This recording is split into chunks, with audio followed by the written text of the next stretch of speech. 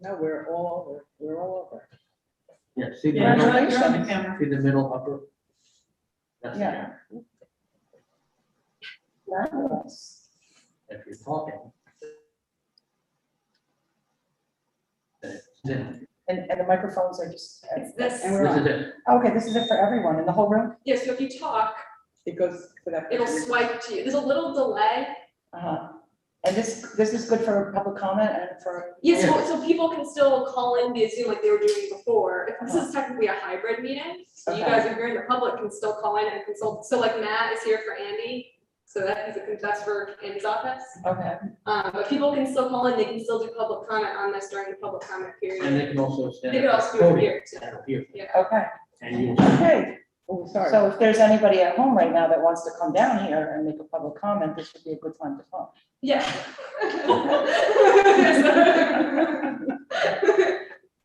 Okay, this is the Town of New Paltz Planning Board, regular in-person hybrid/hybrid meeting, Monday, June 21st. Okay, so, No, It's it's the 28th. 28th. oh, 28th.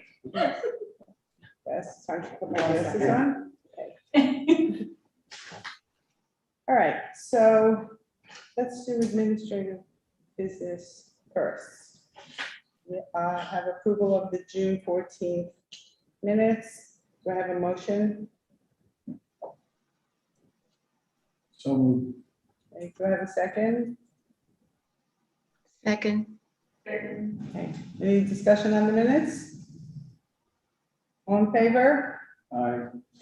Aye. I'm recusing myself because I wasn't here. Yours, yeah. Yeah. Number 2 on the administrative business is an escrow establishment. At this point, I'm going to recuse myself from this application. Will be, I told you needed to sit down. I didn't realize it was just a separate administrative, business. You can just sit there. okay, Somebody else has to make the motion to. okay, and I won't vote on it. Okay, so this is for Industry Hub. We need to establish an escrow account for Industry Hub, which is number 4. 4. No, it's the planning board number. PV 21-230. And it's recommended to establish that escrow fund at $10,000. We planned for it 5 or 25. 5. 5. Yeah. What they said, okay. I make a motion to establish that at 10,000. We planned for 5. I'll second that. All in favor? Aye. Aye. Do we need to have our alternate step in on this since we've got a recusal?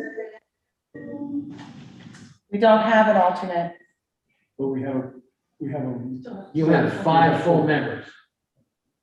Okay,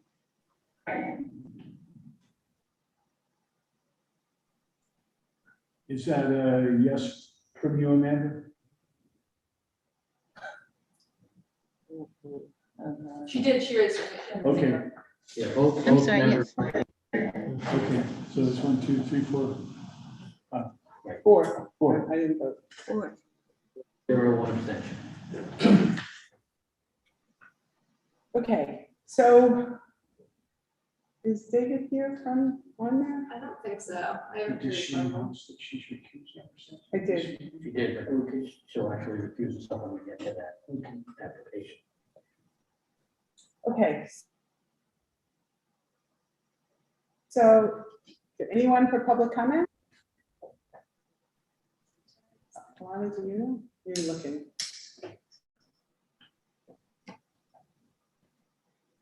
Steve Terry is here. And there's some people who might be here for public comment. There is a little delay, Okay, so we can wait a couple seconds and make sure.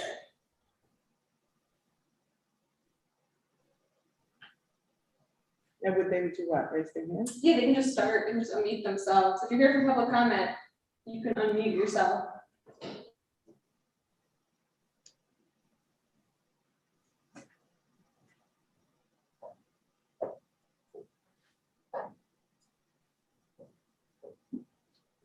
Might be good. Okay. We close public comment. We have first an application of pre-conceptual review for Springtown Road, Gary Christiana And his wife. and his wife. And his daughter. Want to come to the table? It's my understanding, have you spoken to our building inspector? Yeah, I went in there with the application. Okay. That was it, though. Okay. She did take the comments. So basically what you want to do is put in some kind of driveway into your property. I want access, and in the springtime, it's wet in the front. I could drive through that, but I want to be able to get to it all year round. That's all I want to do.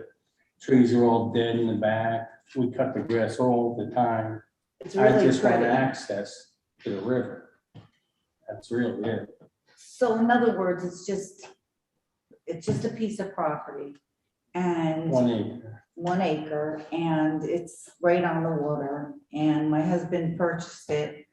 That was So we 15 could years ago. go there, yeah, and go fishing, have a picnic and so forth, and we have done that, but it's hard to get through, and it's hard to get through for beautification purposes. There's dead wood and that sort of thing, but he does get in there, he manages to get in there, and he makes it really, it's really beautiful, but it's difficult to get through to. One of So, the big things right now, was 3-4 years ago, all those ash trees died. yeah, So they're just falling down all over the place. This is behind your house. No, there's no No, house. it's a there. vacant This piece is- of no, property. This is a vacant A piece of property. vacant piece of property that you don't put driveway. I don't, when drive access, I want, yes, Whatever you whatever you wanna wanna call it, I need the first 20 feet in the springtime, it's wet. yeah, it's wet, you can't Yeah, really It's just build the point, on it. what's the plan? I don't The understand. plan is Okay. to put it- That's what you need. I wanna put a pipe in there, and I wanna put like a 20-foot basic driveway into there so I can get over that. How deep is that? Roughly probably 4 feet, 3 to 4 feet roughly. He property to go fishing, to maybe we could stay there overnight and well. He's just trying to figure it out, but anyway, the Well, I roads, know, but let me explain to him Okay. why you bought it. He bought it, well, he bought it to go fishing or whatever he wants to do with it. Okay, so, and I have to go with him, right? So I have to go fishing too, there's a lot of mosquitoes, but anyway. But I do it because I'm married for 44 years. So we go over there and he puts his pole in and whatever he does, but he also mows the lawn and keeps it really, really, he does, really, he makes it very beautiful. There's some flowers and it's a nothing piece of property. You're not gonna build on it, you're not gonna do anything with it, but we just go in there and that's the thing. But as he gets older now, you know, it's difficult. You have to try to bring a mower in like that. We just need a, it's not wetlands. it's not wet, but it's over there in the on flats. springtime, so It's in the it's- flats and But the so road is high. the And road is high. property is always bone dry. But it's that first 20 feet that I need to put a pipe in and fill it a little bit so I can get to that point. That's really all we're But doing. that's it. Lyle, what do you think? What's the pipe, and where's the water going? Well, it's only because it ain't going anywhere, because it doesn't even run through there. If I don't have to put a pipe, I wouldn't even put one there. I'm just thinking that we should probably put a pipe there. Because in the springtime it is wet. It's not like the stream runs through there or nothing. It's in the front towards the road. And I got a pipe in my property in Modena there, and the water never runs. It's just that it's low, so they put a pipe in. I guess I'm thinking that we should have a wetlands inspection. It's wet all the time. I didn't know. We that just it went was- through that. Wait a minute, I never said wet all the time. I just got done saying I cut the grass all the time, all year round. It's the first 20 feet, period. So is there an existing ditch line running along the No. roadway right now that you have to go down and back up? So you need to put a culvert in so you can raise it up so you can get across better? Basically, I Thank you. go across it now. all Did the you hear time. her say that? I've cut the It doesn't grass for matter. years. That doesn't matter. I'm thinking that if it's wet and it has to fill, we should have a wetlands. That's right. Okay, anyone else over there on our board? Amanda, Jennifer? Did everybody not a read wetland. Stacy's note? No, did Yes. everybody read Stacy's note? It's not, it's a floodplain. It's in the floodway. Right, it's not wetlands. But it's not wetland. It is in the flats, over in the flats. But he just wants to get in, I mean, he goes in anyway with the lawnmower, but it's gonna make it easier for him to get in. That's all. You're getting ready to build something. No, we're not. Yes, yes, you are. You're talking about 20 feet wide, 4 feet high, and you got a berm to bring that up. It's not gonna be vertically. So you're putting something in a wet area, and we should determine if it's a wetland. That's what I think. You guys do what you do. We're just here to start. It's a, All right, I mean, If it's not, regardless. if it's not, if it's not a wetland, then you have nothing to worry about. Okay, So what they do is they hire the wetland inspector to come Mhm. over. okay. The first visit is not expensive. oh, there's gonna be more of a cost for us to do that? Unfortunately, that's how the town works here. So they would send the person over, but what I'm saying is if it's not a complicated thing, and they Yeah. only have to come over one time and say, it's not a Okay. wetlands, Okay. it's not gonna be expensive. It's going to be relatively inexpensive. Did you read Stacy's comment? I think. What is it? Were these folks given a copy of Stacy's memo? Because she referred to two parts of code that would need to be looked at. Who's Stacy? She's Who's building. The building. Oh, The okay. building inspector. Okay. Do you want to tell us what the memo Yeah, Adele, says? can you give, can someone give? Yes, that? I can give you this memo, because I have it on, You want to-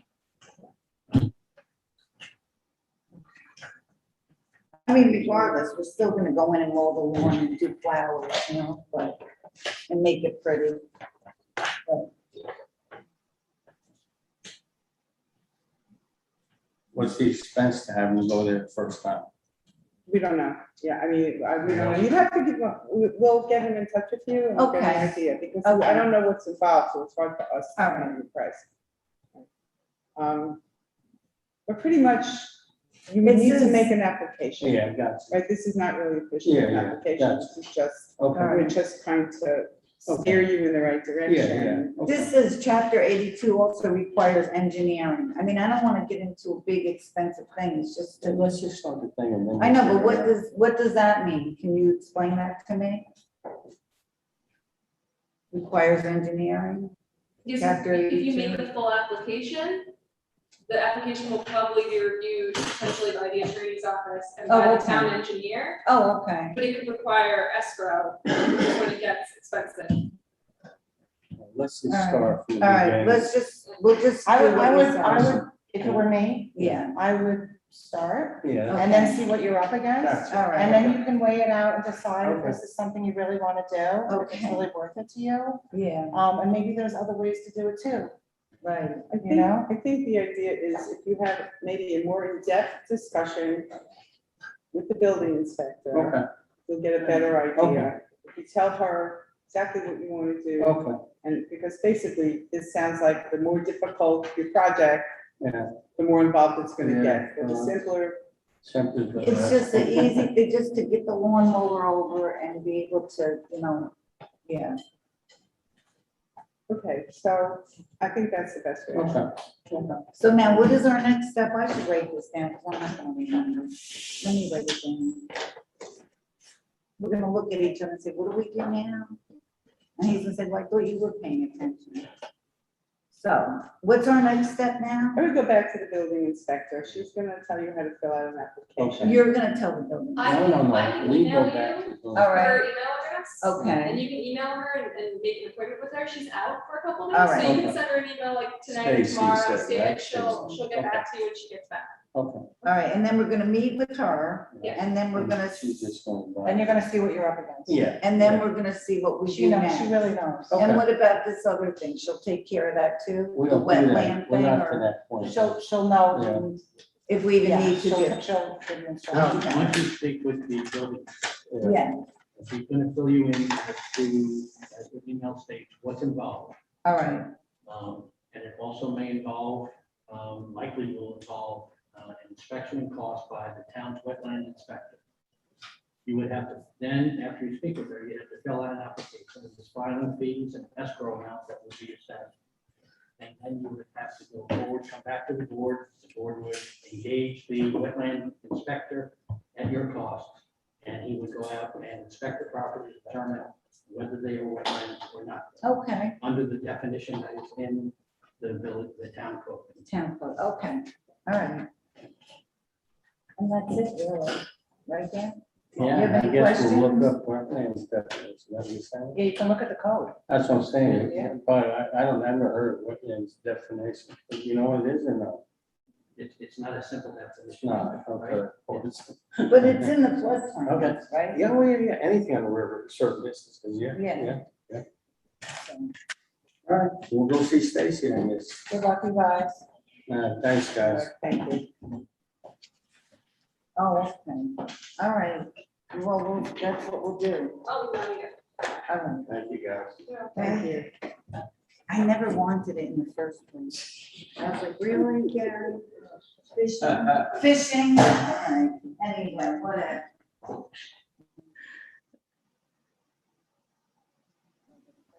Thank you. Thank you. Okay, so, let's see. 30 Du Bois Road, Montessori, you're here. Hi. Joy's on the call.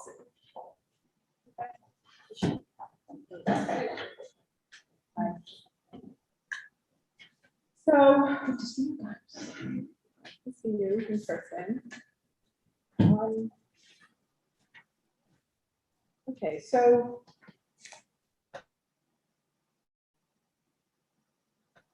we have a resolution. We just want to make sure that everything that was supposed to happen, happened. Matt, is that Matt supposed to look at this?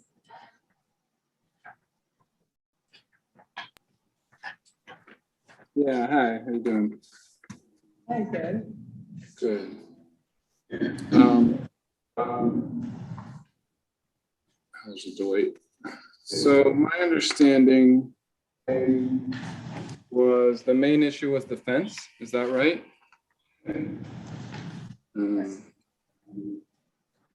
it looked like the latest plan showed the fence being relocated fully onto the subject property. No, Yeah, the fence is to be it relocated. is, to be, but Is he's to be. saying that the plan notes that it is.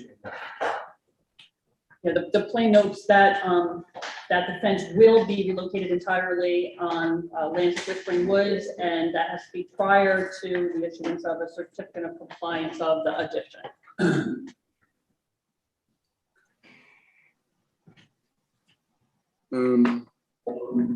For the existing septic system, I saw the plans from Hagopian from 2014. Is that where you were verifying the flows? You cut out a little bit, Matt, but yes, we had supplied your office with the design plans from Hagopian Engineering. And in my conversation with Andy, he said that they were acceptable, but if we Okay. need to, your office, anything additional before the site plan is signed, we certainly can do that. No, that looks good. That I was just going through the resolution. Andy mentioned to me the only outstanding issue was the fence. Okay, So what Adele will need, the chairperson will need with respect to the verification of the septic system to your satisfaction is some kind of short memo to Adele indicating that you've reviewed the documents and you have verified that the septic system is adequately sized for the proposed use. Sure. so are we noting that in the resolution? It's in the resolution, specific condition number one. Okay.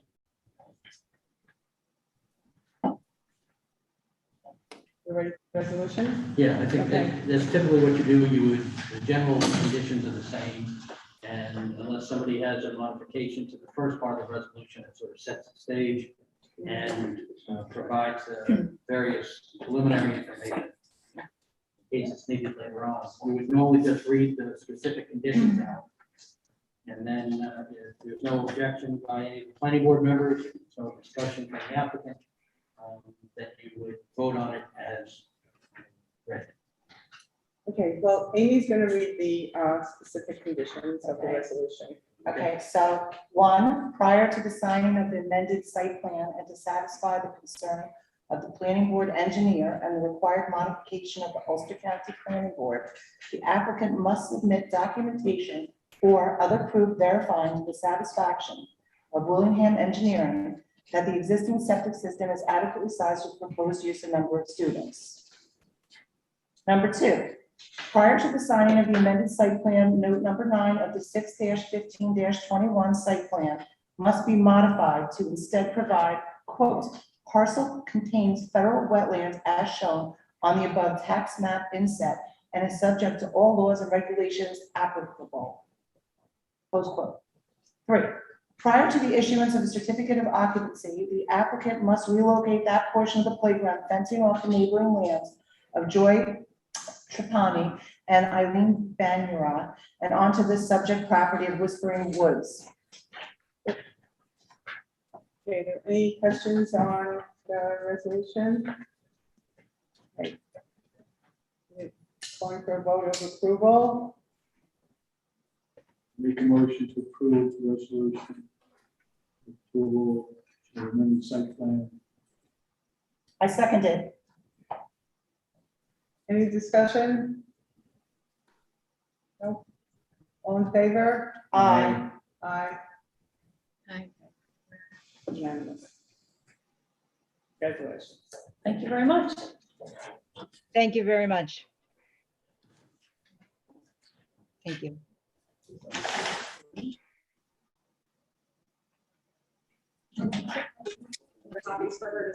Yeah, basically what I'm gonna do is revise note number 9, and then we always have the applicant sign it first and then bring them in.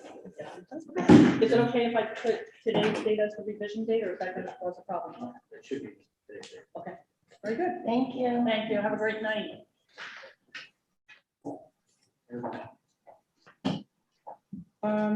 So, next we have a simplified site plan. The applicant is Spectrum at the Pulse Plaza. It appears that both Stacy and our engineer have reviewed the application, and they seem to think that everything's okay and there's no issue. Matt, do you want to comment on that? Or do you know about that? Yeah, no, I didn't have any further comments beyond Andy's memo. Everything seemed to be okay for the simplified site plan. Anyone else? I'm just gonna vote on that. Okay. So is there a motion to accept? I'll make a motion to accept the simplified site plan of PV 21-272, 271 Main Street, applicant Spectrum, Newport Plaza. Somebody wants to. It's actually probably the better way to frame it, even though you read it right off the bat, is that it's a waiver of site plan required Okay, by the board. so I'd like to mention to waive simplified site plan for PV 21-272 Spectrum, Newport Plaza. Anyone second? Second. Okay, any discussion on that? All in favor? Aye. Aye. Amanda, was that a yes or a no? I think there's about a 5-second delay. Yeah, I think there's a little bit of a delay. It's probably also too, the internet in here is not awesome, so keep that in mind. Okay, so next on the agenda is New Pulse Industry Hub LLC, and I'm going to recuse myself from reviewing this application. Okay, so you just So wanna. can I ask a question? I thought we had an alternate. I thought we appointed an alternate. The alternate did not turn out. Decided Oh, not they to. didn't accept it or whatever? Yeah. Doesn't appear that way. Before we start, I'm sorry, I got here as quick as I could. I didn't realize this in person, so I looked at the thing today. Did you establish an escrow for this project? Yes, What was it? I mean, I don't even know how. They just did that. I mean, it was 10,000. 10,000? And that's in addition to the application fee? Yeah. And how is that? Just tell me the logistics. So I have to write you a check. How do I do this? Yeah, so there's like a bunch of forms that have to be filled out that I can send. Okay. Essentially, you just submit a check of $10,000 and then I receive invoices and I invoice you once a month. It just says these are the invoices we got from the consultants. Mhm. When it hits $5,000, I ask for a replenishment Got it. check to bring it back, to pay the invoices and then bring it back to 10,000. Understood. It's a little complicated, like, you can figure out everything out, that's essentially how it all, and then like, if you don't replenish the escrow, then you can't come back to the planning board before it's replenished, that kind of thing. Got it. And then the funds for the application fee are allocated. That's just, where does that money go? It's just gone. That goes to the administrative aspects of the building department and processing the application. Understood. Great. You're asking for just a brief. Just give us a brief description of what kind of money. Absolutely. So we bought about 50 acres over there. Oh, my name is Matt Eiler. Yep, and I'm the owner of the land.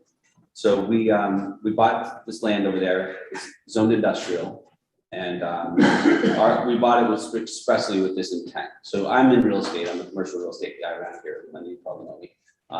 And I've just noticed there's a need. You know, we have this community where we're trying to make jobs for people and trying to let these entrepreneurs grow their businesses. And I get a call once a month, twice a month, 3 times a month of people looking for space. Hey, I'm an electrician. Where can I put my shop where I can drive my car in, fix what I need to fix, get my stuff, store my stuff, and go do my work? I'm a sculptor. Where am I supposed to go? Where can I have an art studio? I have an artisanal beverage company, and I want to have a place where I can make my soda pop, whatever it might be. A lot of these uses in New Paltz, it's very challenging because they're only allowed without a zoning use variance, a use variance. Without that, there's a lot of uses that are only allowed in the light industrial zone. And so our idea is to create space where local entrepreneurs can sort of pursue their businesses and pursue their dreams in a fairly cost-effective manner. Like, it's going to be cheaper rents than you would get for, say, office space in New Paltz. New facilities. These our plan is to build 4 buildings that are 12,000 feet each, that have nice high ceilings. Right now we're thinking prefabricated metal buildings, either that or pole barns, but something of that nature. If you're familiar with Steve's Lane, that kind of idea, only it'll be a little bit denser because we're trying not to impact the land so much. And our plan as it stands is to lease space in increments as little as 2,000 square feet. But if somebody wants 4,000 or 6,000, that's okay too.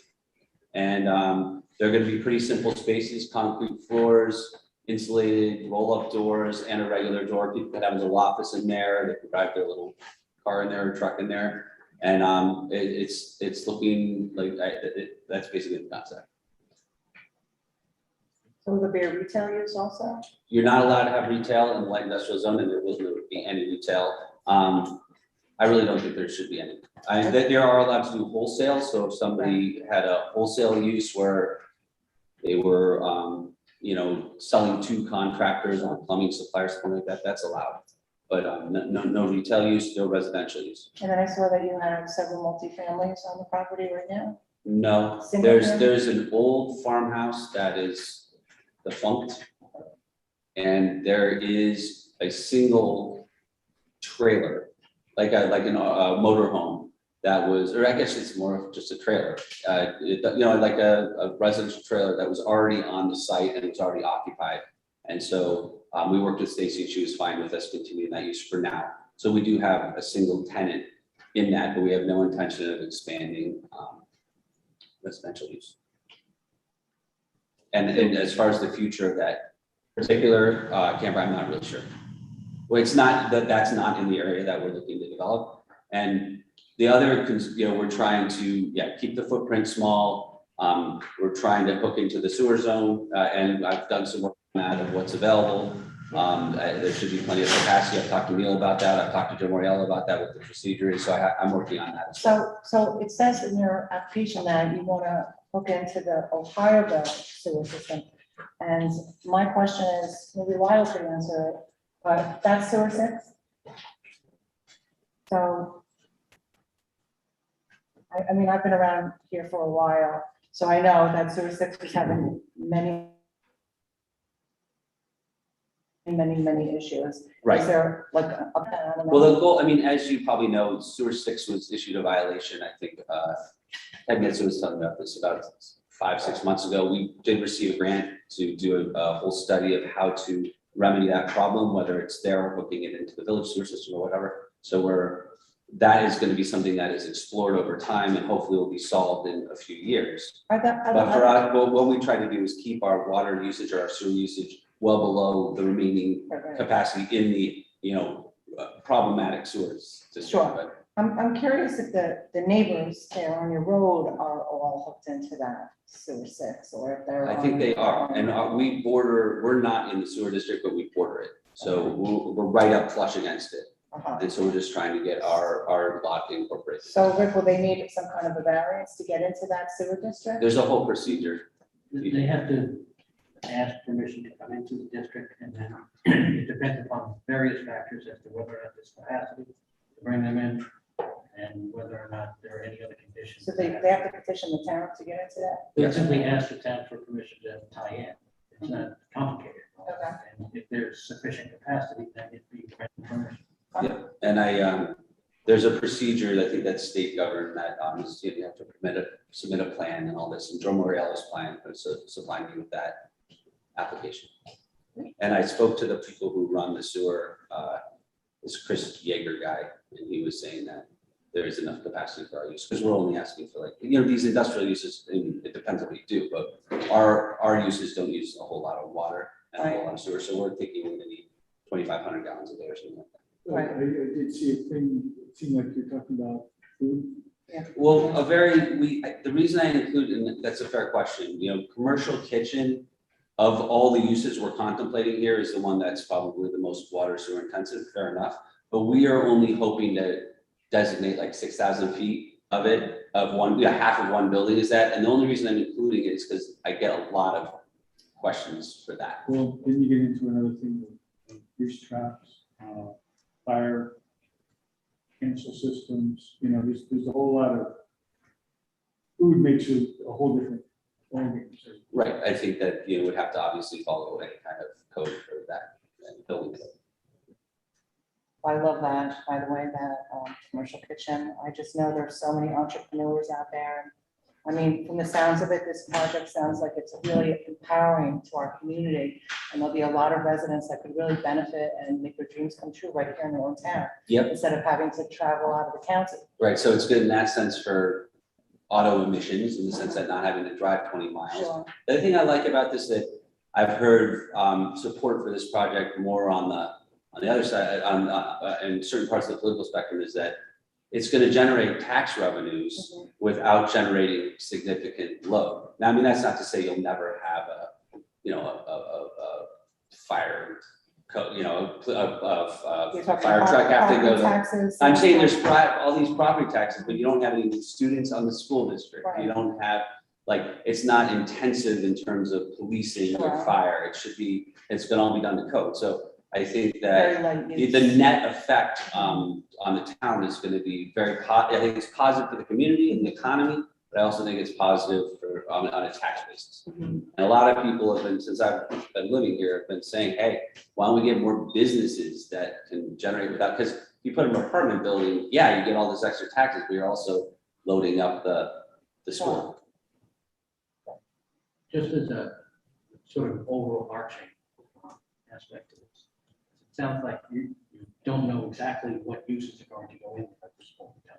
What we did is I did my best, and the problem obviously is that you're gonna put it out and you're gonna try to find tenants, but if you try to go find a tenant now, who knows how long this process will take and how I long. wasn't faulting. No, I understand. And so what we did is I kind of picked the variety of uses and the mix of uses overall that I thought would end up in there. We did sort of designate uses, but the way Stacy advised me was that as long as you don't switch to a more intensive use. Like, I think what you really care about is what's the total traffic load, what's the total sewer load, and then also, of course, each use will have its own particulars in terms of building code and stuff like So that. what I'm saying is that whatever you do, it's up to you what you designate you want to have studied. But whatever you have studied, that's what you're gonna get an approval for. Right. And so if it's not included in that, then you have to get approval, you have to do that for a minute. I understand. want you to understand. Yep. Now, wait, if it's an allowable use and it's not more intensive, There'll have to be an analysis done with respect to that. So maybe the best way to come into this is with as many uses as you think you so might you think we need. should add more uses? Is that So what I'm not telling you how to do traffic. No, I'm saying- Well, you wouldn't want to have to come back. No, and I have a whole list that I developed before of all the uses that I thought, but I think we already put in our little submission here, flex office, art and music studio, commercial kitchen, contractor workshops, light manufacturing and wholesale, which that's a, that's a pretty What wide else is swath there? of the economy right there. But but I would be happy to give it some thought and perhaps add some more uses, because It's up to you, I'm just telling you. it's a good that idea. Whatever you put forward, the board will have to start, right? Right. So the more uses you have, the more intensive uses, the more impacts it will have. So you have to Right, balance that to whatever you want. the goal is not to have to come back here. Right, but by using all the uses, it may be quite an impact if all those uses actually come to fruition at their maximum intensity. So that's what we'll be studying, the maximum intensity for whatever uses you have, Okay, all right? but can you assign like an allocation of uses? So say 25% of the project, we want to use 25, so we another use? Yes, you can do that, but realize that you can't go over the 25%. Understood. Okay, well, we've given that some thought, but it sounds like we should give it some more. And the only thing that I would, and I know Amanda, I think, wants to say something, but the only other thing that I wanted to say right now is that I believe that the planning board should require a full environmental assessment form, part one. Right now, it's just a short form. There's quite a number of uses and the intensity of those and where these 12,000 square foot buildings are going to be placed. I think you'll have much more information if you have a full environmental assessment form rather than a simple. That's not the same thing though, as like a pause that in the EIS and stuff. That's what I'm- That's down the road as to whether or not they determine that the impacts are identified warrant that. But right now, it's just there's two versions of the environmental assessment form. One is the short form, the other is the full form. Okay, What I'm suggesting to the planning board is that they simply require a full form because it gives them more information upon which to make their decisions. So do we need to do that by a motion? No, you can just go ahead and ask them to do it. I hear you. I mean, we tried to, you know, keep the project, it's under 5 acres and it's under 50,000 feet. So we're trying to make it sort of a community sized project. And I don't want to say this in stone because you never know, but I'm not anticipating needing any zoning variances whatsoever. We're going to stay out of wetland, out of 100-foot buffer. We're going to only use uses that are allowed. We're going to follow all the setback and density rules. Well, it sounds like you have plenty of space and Yeah. everybody's really on top of these there. That's right. And so it's, we're gonna have a transformer and underground utilities, all that stuff. What are you doing for water? Well, we're going to put a well. You'll serve all of those. Yes. That's shown, I believe, on the site plan. And I think it's outside whatever the buffer is supposed to be from the closest building. I don't know. It's 50 or 100 or whatever. Do it you is. anticipate any uses that would require sprinkling? We're really trying to avoid that because it is on water. And in fact, I mean, I've been trying to understand the sprinkler fire code. It's quite complicated. My understanding is it's less based on building size and more based on fire area. And so I guess the short answer to that question is we're really going to try to avoid that. And if we have to modify our makeup of uses to address that, then I think we will. Because it really, that's a whole can of worms, just from a, you know, the whole goal here is to be able to deliver like utilitarian space, right? I mean, we can make the color of the metal buildings be something that we all like, you know, green or something, but we're trying not to fancy up the project and we're trying to keep it as simple as it can because the whole mission here is to be able to deliver space to local people at a price that they can afford. So putting in a whole sprinkler system when you're not even on municipal water that's a big thing. Then you need generators, you need like a holding tank. We're trying to not do that. But I'm sure Stacy will weigh in with what the appropriate fire safety measures are. And again, directly to your question, I really would try to avoid sprinkler. And if there's specific concerns and what we need to do is, ensure that we divide the spaces to a certain size or prohibit certain uses, that's fine. I believe if you're on a well and trying to be on the sewer district, you have to have a sewage meter. That- So I'm not positive, but. I believe what they do is I think you put a measure, like a meter on the water. I think that's how they, I know that's how they did at this, one of the other sites in town. So I don't think you measure the actual effluent. I think you measure the water coming in, but instead of it being based on your, bill from the town, you have to have an actual piece of machinery that measured as it comes out. What do you imagine for site life? Site light, I'm happy to be like whatever is required. I think, you want down facing lights and stuff. I'm not seeing any need for, that's another nice thing about this. I don't think I think it's mostly going to be activity in the day, and I'm happy to have whatever the current code is and the preference. I don't care about the light, whatever's, but New plans for fence, security fence, or anything? so we don't have a security fence showing on that. Yeah, I don't think that would be necessary because I think all the individuals' suites will be securable. And again, I mean, we've had this property for a while, but we've been working on it, thinking about it. And now we're eager to move forward. So we submitted this plan. I think, relative to some plans you get, I think it's probably fairly thorough, but I'll be the first to admit that there's work to be done and that we're still tweaking some things. We're looking at how the stormwater is working. I think our engineer took us a little too literally when we said we wanted to keep the footprint as small as we could because it puts them under the parking lot, which I think we can have a better, a more cost-effective way of doing that. In one spot on the buildings in the front, they're kind of, because of the grade, they're built out a little bit. So we're thinking about maybe breaking them halfway, stepping down the building. So there's things like that we're working through. And I'm sure there's going to be a whole host of things that you all bring up that we're going to have to incorporate into this as well. And are the trees on the site? It was farmland historically. So,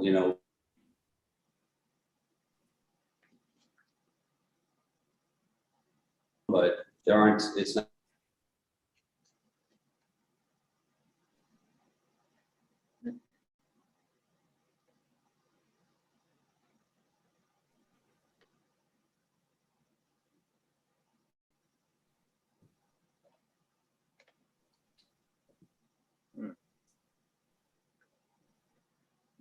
Do they know we can't hear them?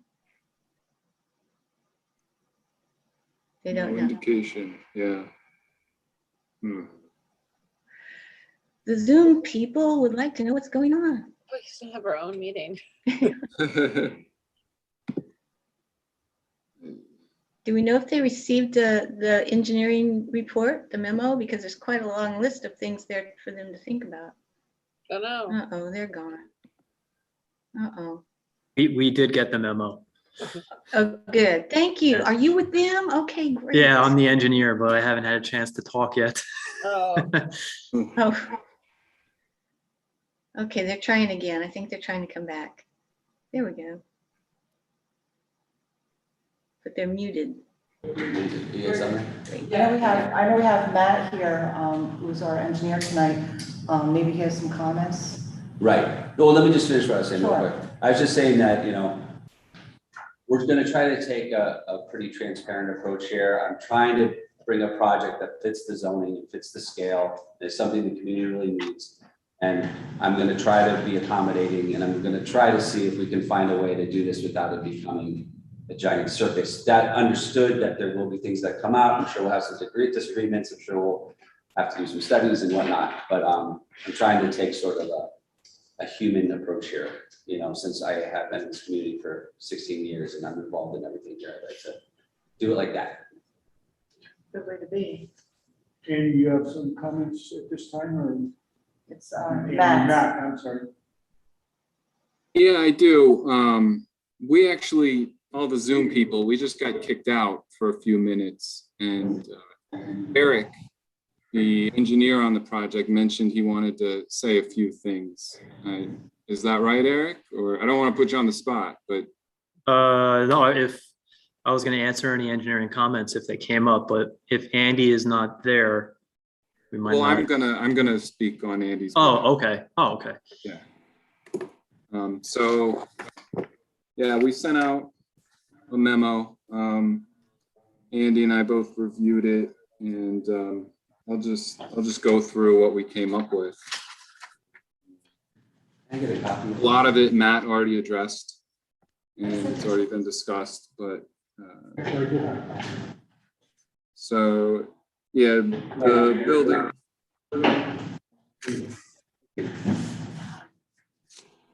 Okay.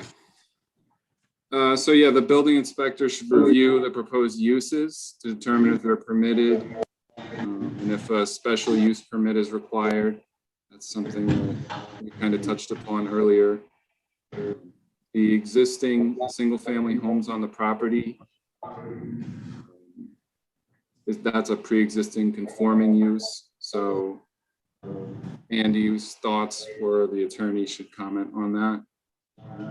Okay. A site plan at 30 scale would be helpful. We have the grading utility plan at 30, but site plan would give us some clarity as well. I think it's at 100. Yeah, it shows the whole site, the site plan. We can do a blow up on just the project area. So a note on CV1 indicating the DEC wetland delineation date, survey info. The board's going to require a DEC wetland validation map, which the town wetlands inspector should determine if a permit is required under town code. Then we talked about how the plans are preliminary at this point, so there's some additional details required, obviously, refuse enclosures, locations, details, signage, landscaping, lighting, all that stuff. Building elevations, it's going to be important.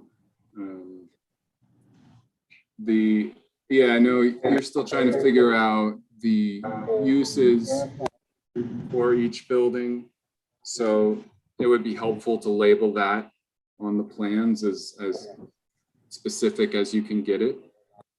Is it, in that scenario, is it okay, like, let's say building A is use 1 and building B is use 2. If you end up switching those, is that an issue or not really?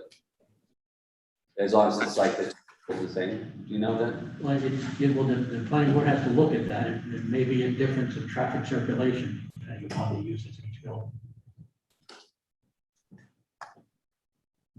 Okay. Yep, the northern entrance is going to have to be widened to be a fire apparatus road because of the heights of the buildings.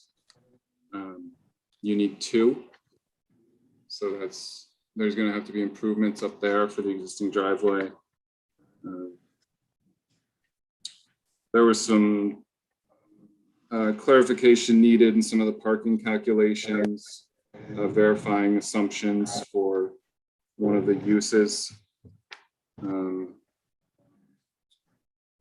Approximate locations of structures on adjacent properties within 100 feet of property lines. That's straight out of the code. You can just get those from aerial photos. Table with floor space of the existing and proposed buildings. That'll help clarify for the board. There's going to need to be electric charging stations.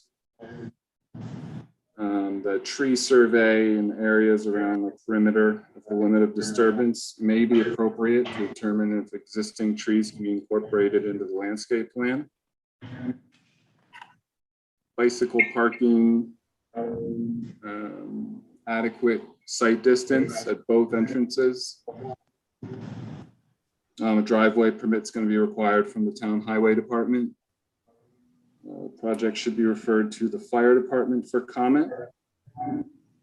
Additionally, information on hours of operation should be provided. Existing contours should be labeled more frequently, just to help us review drainage patterns. The existing septic system and wells that serve the homes should be shown. There's no homes. There's only just the one trailer there, Matt. There's Okay. a house. It looked like Right. two. We thought there were two. The house is abandoned. Okay. But it's still there as a house with a well, right? It can't be used. It's been abandoned for a while. It's been condemned? It hasn't been officially condemned, but it's in a state of disrepair. We won't use, it isn't occupied and it never will be. But you're not taking it down. I mean, we will eventually, but we'd like to not do it right off the bat just because of the cost of that. We're trying to, project that we can get some cash flow going, but we probably will take it down later because it's an old house. It needs to be, Okay, it will I have just understand why we ask, right? Because we have to understand everything. of course, of course. Yeah, there may be a way to foil the health department for the property and figure it out. There may be an exposed tank that the surveyor could see when they go out there. So just take a look at that. And then we go to grading and utilities section. I'll kind of go through, because some of this is pretty technical, go through a little quicker.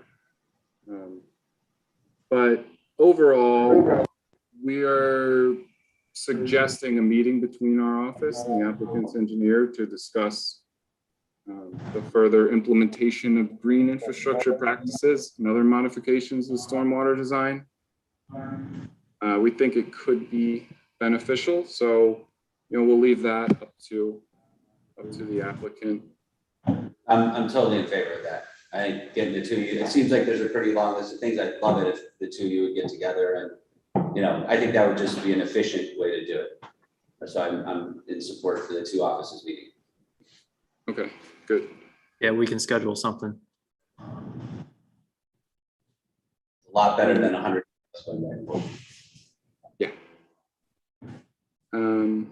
So additional details for the chambers that we talked about, a section, pre-treatment for bioretention, just more detail on pipe sizes, type sloping. But again, this is preliminary, so it's not going to be here. It's just kind of a placeholder at this point. The whole area is so flat that it would make sense to use 1-foot contours in the parking lot. If you look at the profiles, parking lot's kind of undulating a little bit, so it's unclear how a lot of the runoff is going to be collected. There's potential for infiltration testing at the bioretention spots, so we can talk about that further. It's a type 2 storm. Building roof leaders should be shown. More information on the hydrodynamic separators as far as flows they can accept, whether it's a DEC approved practice, etc. Potential of using an isolator row, which is just another way to pre-treat. Sanitary pipe sizes, invert slopes, proposed existing utilities. And then we briefly touched on this before, but the connection to the Ohioville sewer plant, a verification needs to be provided with the town sewer department, and there'll need to be a map plan and report to add the property to sewer district 6. So that's something we'll have to look into. Potentially a grease trap for the commercial kitchen. Well, is likely going to be a public water supply, so that's going to have to go through the health department. There's a approval process for that. And that concludes our comments. Okay, that was mostly the things I was expecting. Good. Since we were preliminary, that's all the stuff that we just didn't want to put the effort into yet until we had everything ironed out. Right. Maybe I'll come along to the meeting too, if that's okay. As a follow-up to the engineer's comments on the residential use, as well as following up on Amanda's comment with respect to that, it appears that the farmhouse has not been occupied for some time. As a result, since residential uses are not permitted in that zone, if there was a prior residential use, it could be continued. But if it ceases to exist for a year or more, then that use cannot be reinvigorated. So therefore, the house, even if not condemned, cannot be used for a residential structure. That's a good point. That's a good point. Cool. But the trailer can't. The trailer is occupied, so it can't. We have a tenant there. Yeah, so they're allowed that residential use as a pre-existing non-conforming use. And that will continue under your code and under state law forever until it ceases or there's some other requirements about when it would cease. But generally, as long as they continue to use it as such, they're allowed to use it. So that particular structure has to be taken into account for all the parking requirements, driveways, all that kind of stuff, right? Okay. The residential, the trailer, you mean? Yeah, Yeah, the trailer, you have to consider that that's going to be a continuing residential use and make sure that it has adequate access, et cetera. Right. It has its own little parking area over, parking, they park over in that area, which I think is outside of the footprint of our new development. But of course, I agree that it needs to be looked at as part of the overall project because it will, for now at least, be continued use. when you're doing this project, are you going to be bringing construction trailers on site, things like that? That's a good question. I haven't figured that out yet. I mean, the nice thing about these types of projects are, you basically, you have to trench the sewer pipes and stuff like that, but it's basically big, 4 big concrete slabs, and then you buy these pre-engineered steel buildings that basically get assembled on site. So, but I don't want to answer the question whether we would need a temporary construction trailer or not. We're not at that level of planning on the construction phase yet.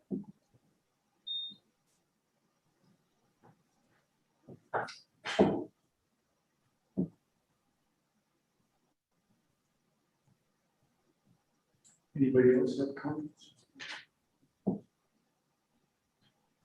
I think that's all we can do tonight, then, so we'll get started on the. Once we have the full FEAF, part 1, and they come back here, the board can take the initial secret steps, and if you deem the application is otherwise complete, it can be forwarded on to the Ulster County Planning Board for their comment, but I think it's premature to do so at this time. I agree. Oh, yeah. And do y'all have any just general comments on it, just for my edification, so I can see where you're, just what do you think about it? Is that not an appropriate question? What do you think about the project? Do you think it's something good for the town, or is that not what you feel? They don't sit and judge whether or not they think it's generally good or bad for the town. Okay. Right? They have their analysis and review that they have to do based upon somebody coming in with reportedly permitted use, and they're here for a site plan to make sure that the plan conforms to the best plan possible for that use that's permitted. Got it. All right. Well, thank you so much for your time. I appreciate it. Thank you.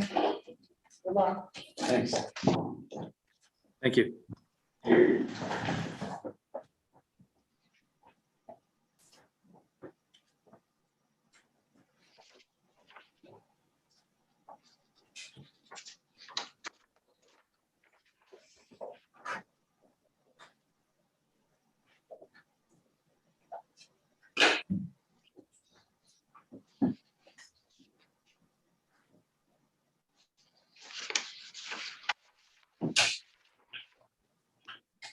Okay, so next on our agenda is 60 Jansen Road, Yeah, that's it. Pullman Towers.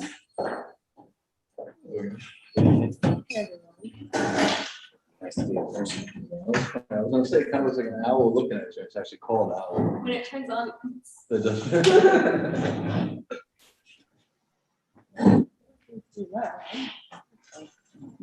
Yeah, the delay is a little, but that also might be an internet issue, if there's the delay. That's the only thing.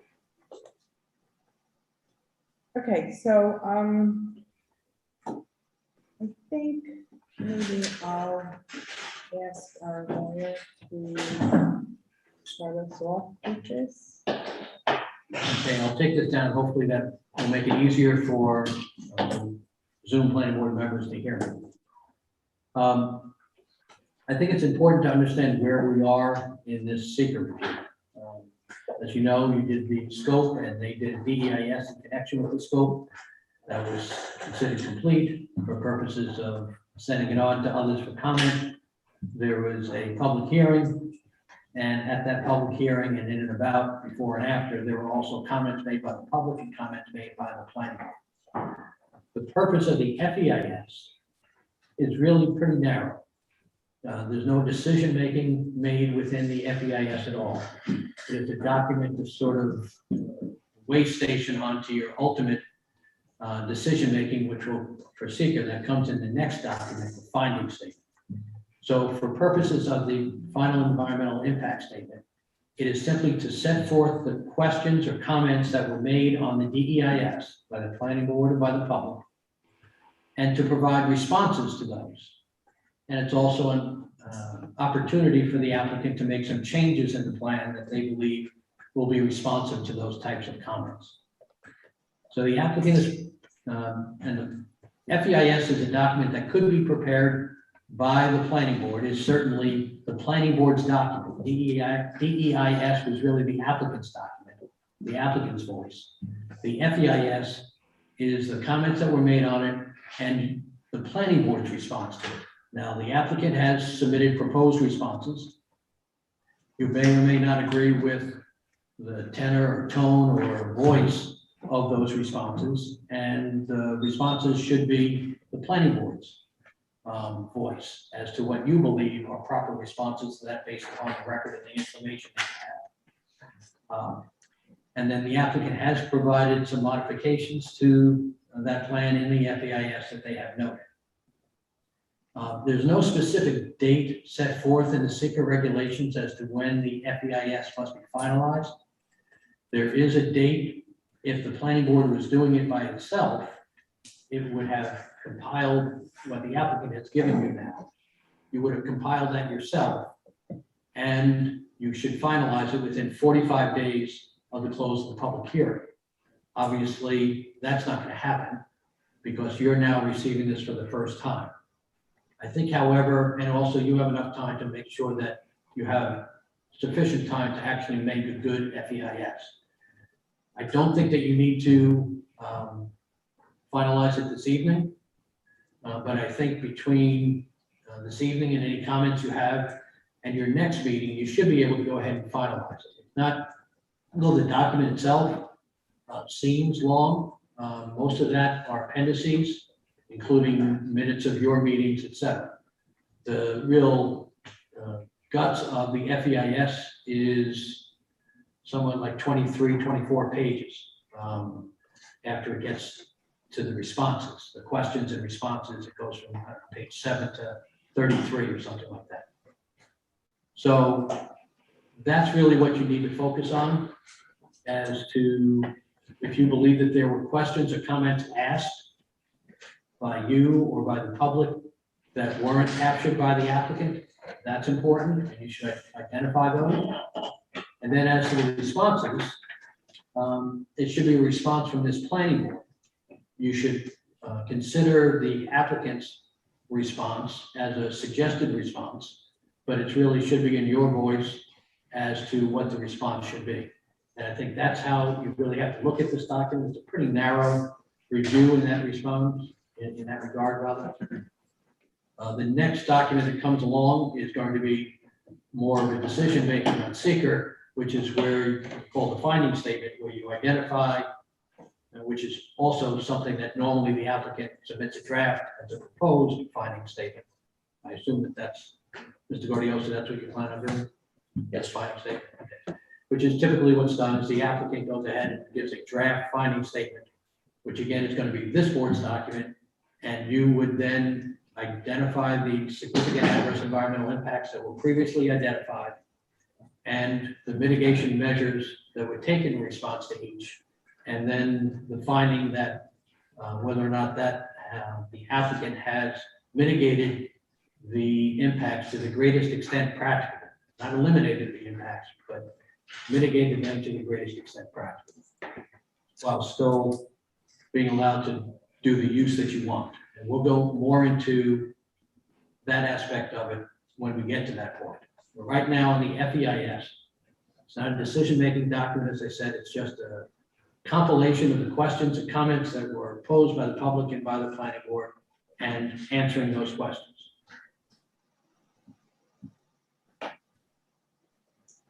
Okay, are there any questions for our attorney before we start going around and Okay. comment? So, yeah, so the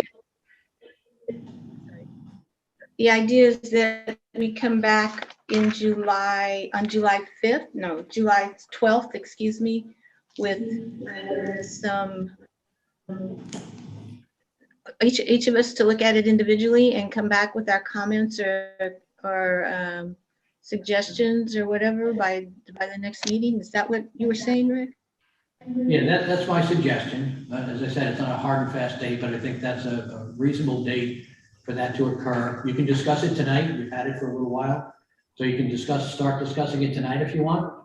And if I were a planning board member, I would over each, between pages 7 and 33, go over those comments and the responses.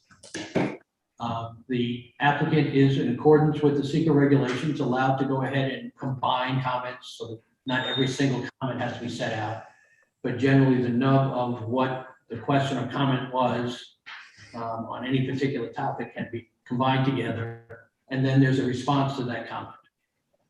And so if you believe that there were comments that weren't captured in this document, you should raise those.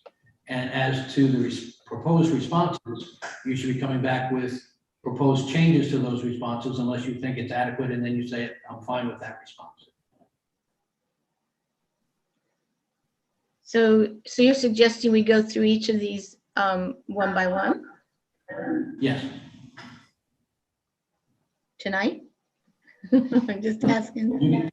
You can start tonight, or everybody can say if you hadn't devoted enough time to go ahead and do that by tonight. I would suggest that everybody set aside the time to do it between now and your next meeting. And then at the next meeting, you can go through each of those questions and responses.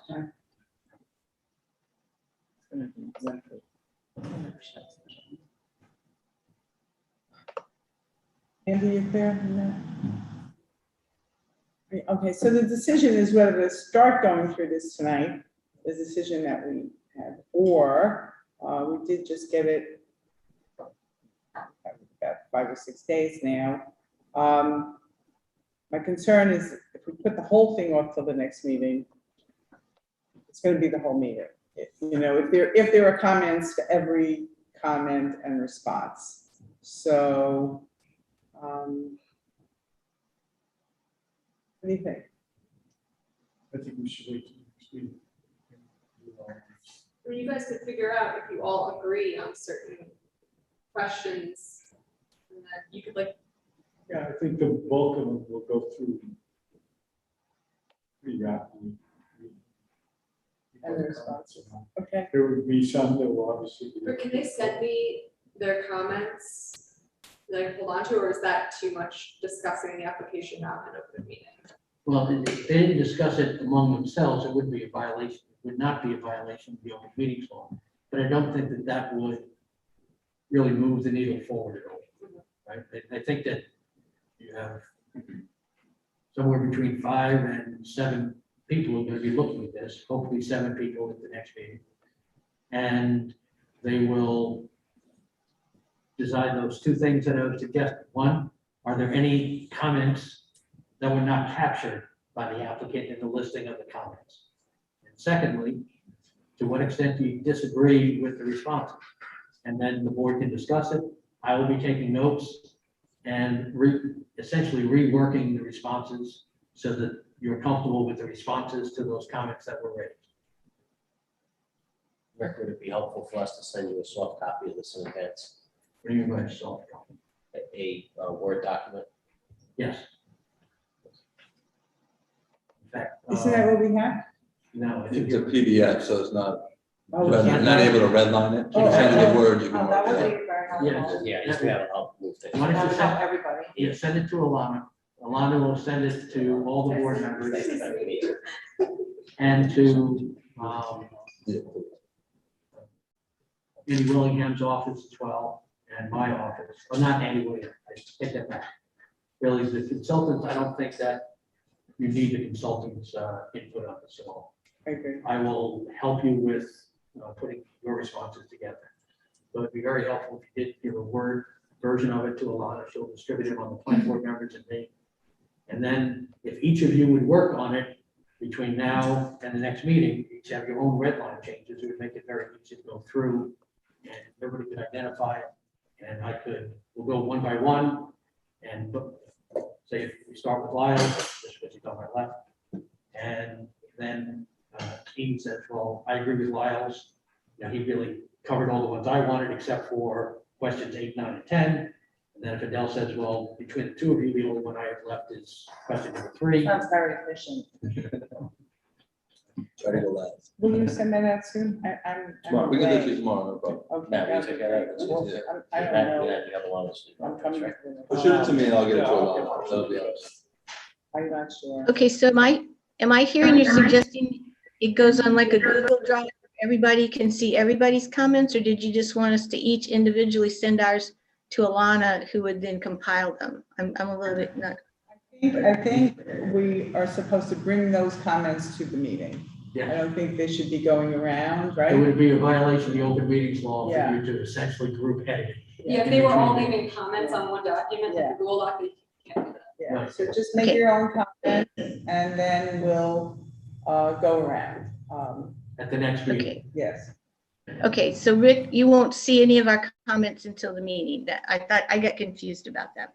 Okay, If somebody wants to send, or each of you want to send stuff to me and want to ask me questions about that, that's fine. There's no violation of the open meeting law, it's an attorney-client communication. So if you want to do that, I'm happy to respond to any planning board members' requests saying, well, can we ask this, or is it appropriate to do that, or what are our bounds? Happy to discuss that. okay. Okay. Any other So questions? kind of more like protocol stuff. Okay. Okay, so I'll be away. So if you're not gonna be, I mean, you could at least put your comments in writing now, right? Yeah, I mean, I will be coming back that day. We'll try to make it, but I don't know. how I mean, you much could try Homework I'm you gonna could get call done in. between. in the evening, if you want. Yeah, You just need to that's true. provide your address, so someone can come to your house and watch the meeting. That's right. Which could be fun. Okay. All right. Anything from you guys? No, we appreciate it. We really tried our best to, this way it took us a little bit to make sure we answered all the questions, even the questions from the public that were really outside the scope of the original DEIS. And we tried to capture everything as much as we can. And I really feel that, now that we've made this resubmission, and I just hope, we look at the proposed changes to the action in section 1.3, page 4. I really think at the end of this, we really made the application better. And I look forward to meeting with you in a few weeks and going through it one by one to see what we can do to make it even better. Thank you. Thank you. Thank you very much for your time. Thanks.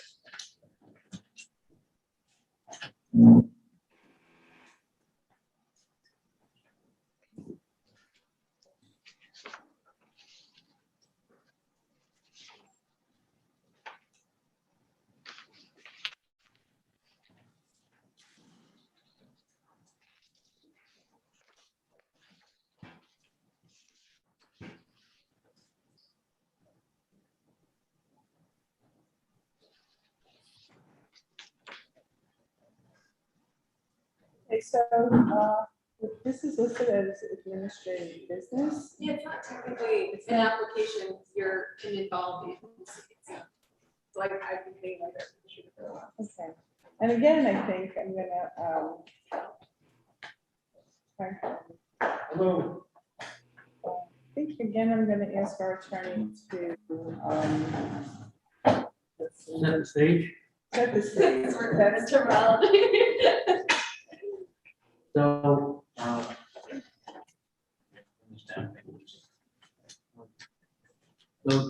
this board is an involved agency because you have approval power over a portion of the project, and that is the entranceway into the project that will remain in the town of New Paltz after the assuming that the annexation is approved, and therefore you have some approval power over the ultimate project. Realize though that there's no subdivision application before you at this time. Right now, we're just doing the seeker for the annexation, but because it's an annexation involving a particular project, you also, or the lead agency also has to do the environmental review for the entire process, including the 240 unit housing project and all the associated impacts. So where we are right now is that the applicant, as you know, the lead agency has been established as Village Planning Board, and positive declaration was given with respect to this. They're on the road to preparing an environmental impact statement, the first step of which, as you know, is preparing the scope for that draft environmental impact statement. So the applicant has submitted a draft scope. That is, this is what we propose to study in the draft environmental impact statement. It's now up to the lead agency, with input from all the involved agencies. And later, on July 20th, at a public scoping session, the public as well. Is that, oh, somebody said goodbye. I thought they were saying hello. So this is your opportunity to weigh in as to what things you want to see studied in the draft environmental impact statement. I will tell you that as an involved agency, if what you want studied relates to the portion of the project that you will have approval power over, such as that entranceway, the lead agency is obligated to include those things that you believe are necessary for you to make your review. They're obligated to include that into the final scope. As to anything else that you want studied that's not necessarily related to your particular aspect of the approval power, the planning board as lead agency will obviously take that into consideration and will likely include it, but they're not obligated to include it. Same thing with public comments, they're not obligated to take those into consideration, but usually they go ahead and do it in one form or another. It all gets included there, except for something that the lead agency believes is not really relevant to the secret analysis. So this is the opportunity both tonight and probably at your next meeting as well for the July, what do you have? 2 meetings before July 20th? There's only one.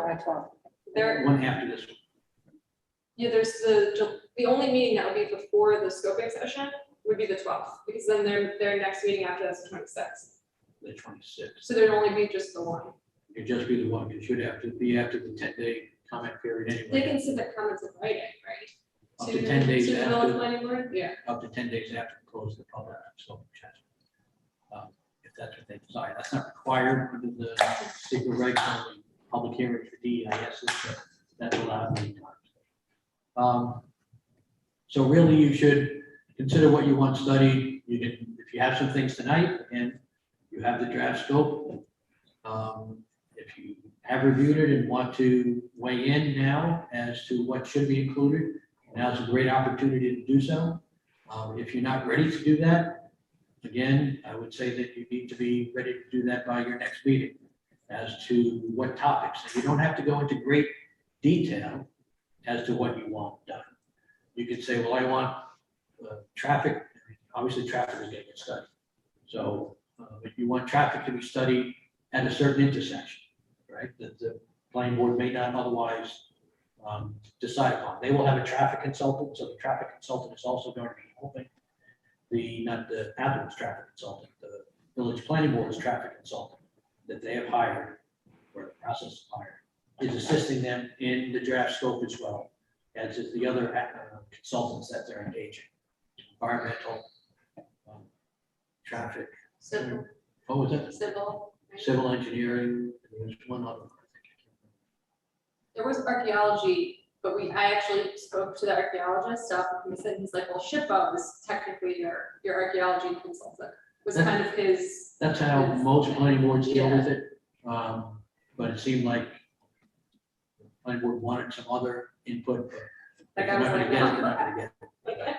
But anyway, so you don't have to be the expert. The lead agency is the one that is responsible for putting all this together. But if you say that, you know, I would like the visual impact of this project studied from a particular point that you think would be an impact from there, you'd want to have that studied, or several points that you want the visual impact studied. Or I want to see a study of the impact on the wetlands or impact on trees. Again, the planning board is going to be doing a lot of these, but if you think that they're not going to be doing something and you want them to study it, then please, now's the time to weigh in, or your next meeting is the time to weigh in. The applicant has put forth a detailed scope as to what they will do, and if no involved agency or the public or the village planning board weighed in, that's what his scope would be. So those are going to be studied. The question is, what other additional things you want studied that you will be suggesting to the lead agency who has the responsibility for finalizing the scope? I have a comment. I'm not sure that it comes under something to be in scoping document, but I feel like the town of New Paltz has a wetlands law. And so when somebody annexes property, my question is, does that law follow the property or is it revoked? When first of all, what you're studying really is what would be the impact of the annexation and the project that would be built under that annexation as proposed. So your question is, does the town wetlands apply to that property? And the answer is no. Once it's annexed into the property or into the village, then it'll be the village's zoning that applies to that project. Village has their own wetlands law, in one degree or another. It's not the same as the town. I'm sure that they do. They have, I have to look at it again. You may be right. I looked and looked and couldn't Okay. find it. So I felt like if anybody that wants a project just annexes out of the town, what value is our wetlands law? Well, the wetlands law wouldn't be of value, but certainly the planning board, both in its seeker review, can study all of the wetland aspects that would be studied under the town law. And as to the regulatory aspect of it doesn't have a permit, but you could ask the board to go ahead and ensure everything short of a permit, that the same thing happens that would happen under the town law. So you can ask that a wetlands person certifies what it is, the wetlands person goes ahead and gives recommendations as to what is or is not permissible, et cetera. Let me be clear, there's no indication in the preliminary plans that they would be impacting the wetlands that do exist on the property. But we know that when projects are actually built and designed, that sometimes those parameters get impacted. That's what they may modify so that they might be Yeah, impacted. and so that's my concern, is that we would be giving up the protection on the wetlands. But this simple fact is that the town laws will not apply to this property during the planning process. But in terms of the annexation, can the town make that a condition of the annexation, permitting the annexation, the wetlands laws? I can't answer that fully, but I will say that there's two aspects of this, one of which you're dealing with right now, and another one is really for the village board and the town board to decide. So what you're dealing with now is simply the environmental impacts if that project would go forward. The annexation goes forward and the project proceeds as planned. What are the environmental impacts of that annexation and the environmental impacts of that project? Now, that's part of the decision making. It's not the whole decision making for the town board and the village board of trustees as to whether or not they agree to the annexation. One of the things that you could be bringing up to the town board, not necessarily, it's not so much relevant to the environmental impact, but to the town board, is to say, we're concerned about the lack of regulation in the village with respect to wetlands regulations. Please do something with respect to if you're considering approval, possibly conditioning it on certain things. I don't know whether or not they could condition it on following this law, but they may well be able to do that. They certainly can approve the annexation with conditions. But that's sort of a separate aspect than what you're being asked to do right now is the environmental impacts of this project being annexed into the village and being built in the village. What are the environmental impacts to that? Okay, anyone, yeah, Amanda? Yeah, I'm just, so Rick, I was looking at this. Sorry? Nope. Okay, it was getting an echo. So in looking at the scoping document, it says that the project is, it seems as if it's a subdivision from one large and smaller one into four properties. So there's a subdivision happening, and 3 of the resulting lots remain in the town as single-family residents, and then the other one becomes this project that will be, and so it's the only one annexed. So, and then, so it seems like there's a subdivision, there's an annexation, and then there's a zoning change as well, that the part that gets annexed goes from R1 to R3.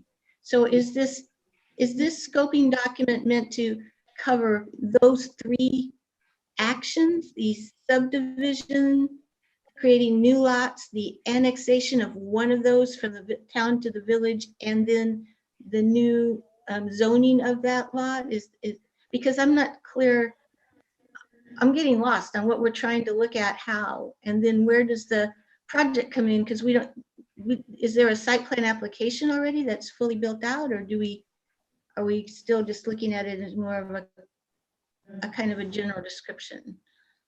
Well, it's not a general description.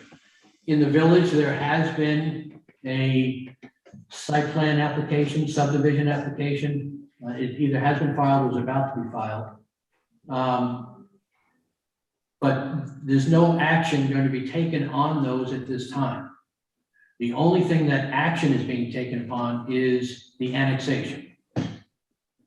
Okay, but the subdivision had to happen first, right? I mean, so this property is in the town and it's getting subdivided in the town so that it can be annexed to the village, right?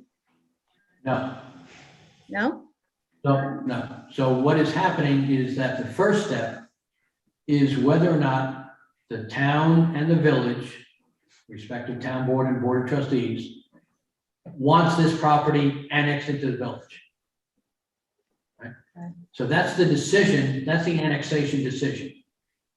The property doesn't get subdivided before that because the answer may be no. That it's not going to Okay, get. but I guess there's only 2 lots right now. There's this big one that's 124 acres and there's a smaller one that's about 5 acres.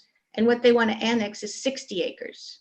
So there's something has to change with lot lines before they can. I'm sorry if I'm being like, Something? Okay, so what happened, the way it happens is this, is that if the village board and the town board want this property to be annexed, this unsubdivided area to be annexed into the village, they will say yes, they want it annexed into the village. And therefore village lines will be redrawn.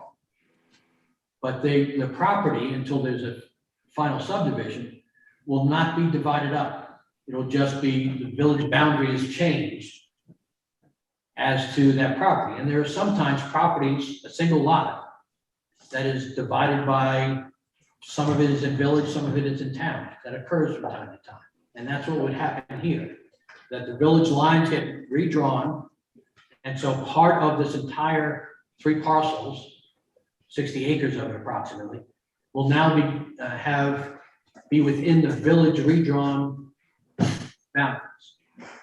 Once that's done, it then has, I mean, that just means that the village boundaries have been redrawn. Doesn't mean anything as far as the project goes and any approvals. They then will start, each of the respective boards, including this board, as to the access way into that property and associated subdivision that you will approve or will consider. And then the village board will also consider a subdivision, site plan, I think special permit process. Planning board. Excuse me? The village planning board. Village planning board, yes, I'm sorry. Yes, the village planning board will consider all of those at that time. That happens all after the decision to annex, and only if the decision to annex is yes.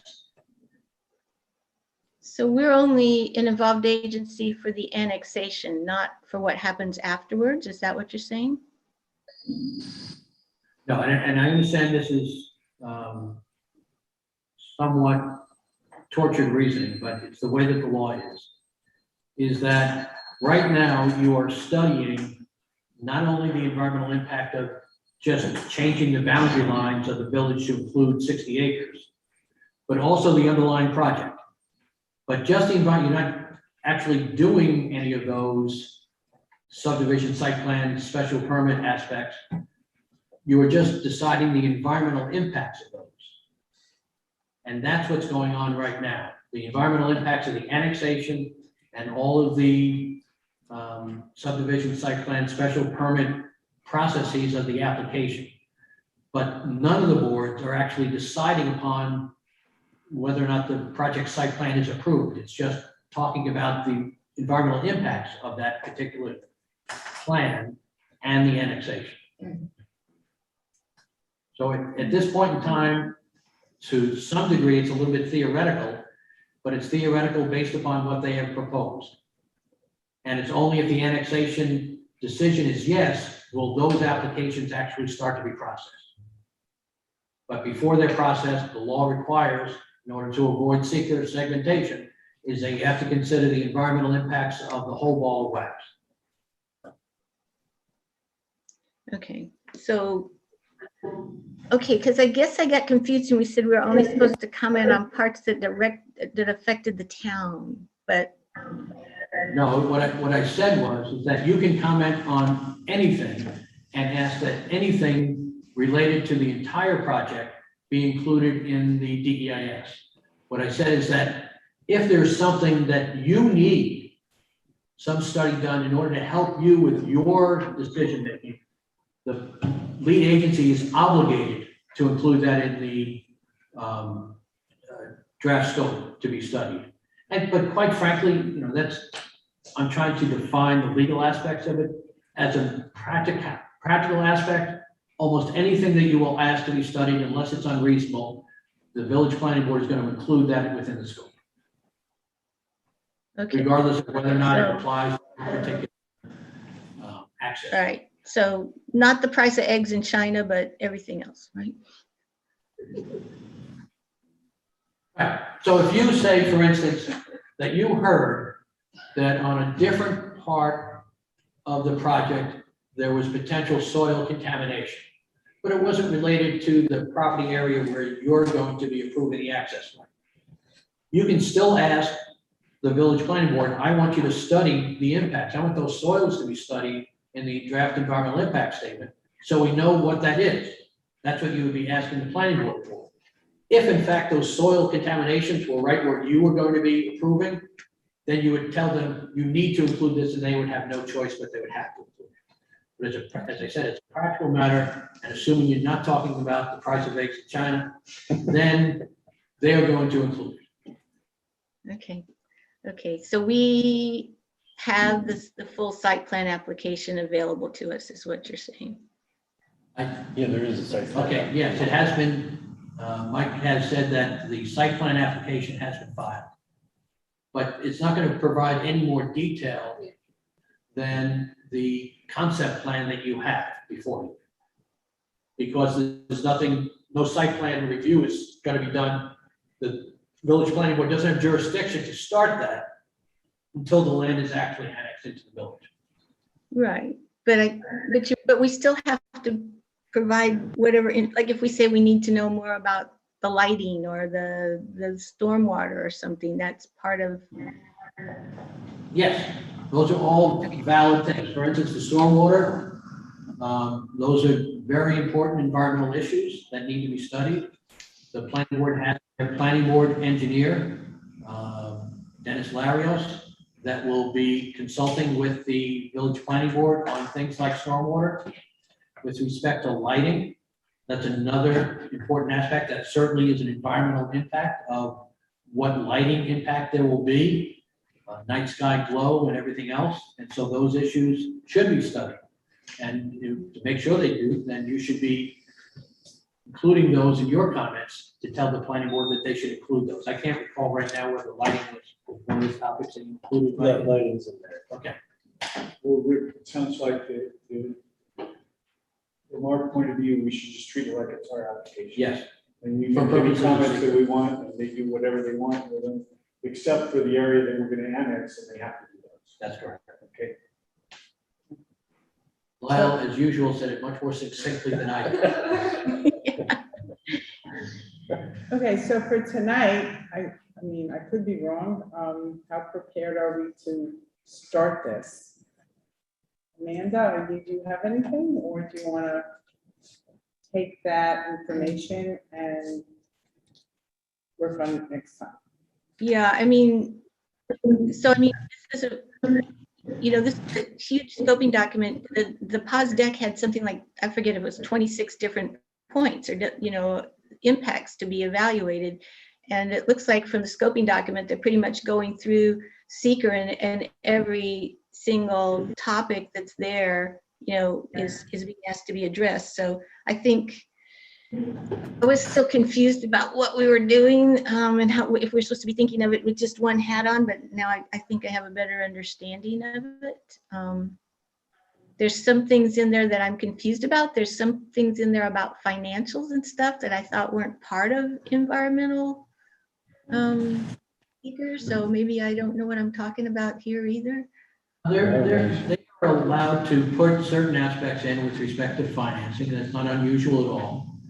That doesn't mean that that's going to be relevant to your decision-making when you ultimately get to it. It may be important for the town board and the village board of trustees, the economic impacts of things. That may be important to them to make the decision on annexation. It almost never is important with respect to site plan subdivision aspects. Theoretically, although I've never seen this done, not even on very large projects, but theoretically, seeker allows a lead agency to trade off some adverse, truly environmental impacts with positive economic impacts. To me, that's an odd concept, but the seeker regulations and guidance documents allow that. But I have never seen a lead agency that says, oh yeah, it's really going to be destructive to this wetland, but we're going to get a lot of jobs out of it, so we'll just forget about the wetlands. So those things just don't happen, even though theoretically they're allowed to happen. So I wouldn't worry about the economic impacts. I think you should do what Lyle suggested, is just pretend like this is an application before you and decide what you would want studied, and then that will be your list of what you ask the village planning board to study. Sounds like we have a lot of homework to do, folks. For the next meeting, Yeah, the next meeting's gonna be huge, right? Yeah, what happens is that you don't completely dictate the timing. The timing is when applications come before you, and sometimes they come in bunches. we have other things for next meeting? Yes, well, I already left. I had to leave something off of this agenda because it was too busy and I didn't know what was gonna happen. So there's still a new one you guys haven't talked about. Other than that, is there anything else? Potentially. Nothing There- else? there- It's also not unusual with many planning boards that new applications don't get heard right away. Yeah. Right, that they just get put in the queue. I have planning boards that have 30 to 40 active applications that they're constantly dealing with, several EISs at a time. And so therefore, it's a new application, it may take 4 or 5 meetings before they Seems get on like an agenda. these two things. It's been a lot. It's really gonna be Yeah, enough people for are the whole. really- So you have 2 very big applications before you now, right? The annexation and the Homeland Towers. So do you think that it would be okay if we just did those 2 things at our next meeting? I would maybe do those two and potentially, there was a subdivision that was submitted at the same time as the light industry hub one. And I told him to pick which one he wanted to be on this meeting, and he picked that one. The subdivision shouldn't be too complicated, especially if you guys review it before the meeting. He could at least get on the agenda to get started. I think these meetings are gonna be just overwhelming. I mean, Yeah. especially this piece of it. You agree? I mean, this Stacy one- gave me a simplified I think like the more organized as board members, like if we kind of know what we want to talk about before we get there. And if we even know, like, we're only gonna have an hour and a half to do it, and that's what we're doing. As I said, I won't be here. The for public most of scoping it. session for this, by the way, is the 20th. So that's technically the village planning board meeting. I secured a spot on campus for that. It's gonna be in the athletic center, because it's open to the public. So the public can come. I had asked them about filming it, but now that I have this thing, I'm just gonna bring this thing. And I bet Union Pulse has just like this, and I can just hook that up. We do. So I don't have to have like someone come record it, I can just turn this on and just do this. But that'll be the 20th, so you guys can obviously come to that, or you can just call in on Zoom, so I'll put it on Zoom too. And I also want to ask if there are gonna be any site visits with the village planning I'm board sure- that maybe we could be included. There's been one, right? And there'll Yeah. probably be, I know We Rachel can set up. Lagatka really wants to go out there with the Army Corps of Engineers, Army Corps of Engineers really, really badly. Have you guys been in touch with them? Only to the extent that they've been noticed, you know, Is that the of lead environmental agents. committee for the village? No, the Army Corps of Engineers is like this. No. No, is that where Rachel? Oh, Rachel's on the planning board. Oh, she's on She's the very invested in like going out there and especially with the wetland stuff. Army Corps of Engineers, every time I've tried to get in touch with someone there, they're extremely hard to get a hold of. I've tried, Basically, what happens is they basically schedule a time they're gonna come out. Yeah. They go out, they're not really gonna be discussing very much. and they're Yeah, not they gonna just- Be giving a tutorial on how they do it. Yeah. And they'll just decide where it is and delineate the wetlands and everything. That's all they do. Now, to them, it's just one of the So would we have to 10,000 hire, projects they have to look we'd at. have to hire a consultant to review what they do? Is that No. the idea? No? No, once the Army Corps says this is where the wetlands are, That's where they're at. that's where the Okay. wetlands are. And. So they you're not put the gonna be- flags up so they can be seen, right? They flag Excuse it. me? Yeah. So they don't use a village wetland inspector for this thing? No. I mean, For the federal wetlands, they actually bring out somebody from the federal government, the Army Corps of Engineers, and they delineate where the wetlands are in accordance with the EPA and the Army Corps definitions of what a wetland is, which is roughly the same, although a little different than what the DEC says wetlands are. So DEC and federal wetlands are not the same thing, they're separately delineated. They will have to delineate the state wetlands and they'll have to, if there are any, and delineate and accept whatever the Army Corps says of the delineations of the federal wetlands. Yeah, we have to delineate the wetlands first, and then we have They the Army Corps of Engineer come and check it. And if they say you're Okay. wrong, you're wrong. They may say it looks fine to us, or they may say, no, you need to extend it out over in this area. for So where in various-" the process do they come visit? They, it's up to their schedule, whatever they do. So we're trying to get them all there? Yeah, we're, our area is, has traditionally been serviced by a guy named Brian Orzel, who's been there for a very, very long time, is very knowledgeable wetlands Very good. expert. And I imagine it's gonna probably be the fall or so before we can get him up here. Brian will typically schedule 6 or 8 places to stop all at once in the valley, and that's how he usually does it. And like Rick says, if he says, I'm gonna be there on such and such a date, you better be ready for him to be there that date, because he's not, they get rescheduled. He's not gonna reschedule it, and he's not going to sit down and discuss his No. methods and meetings and why he's doing it. It is what it is.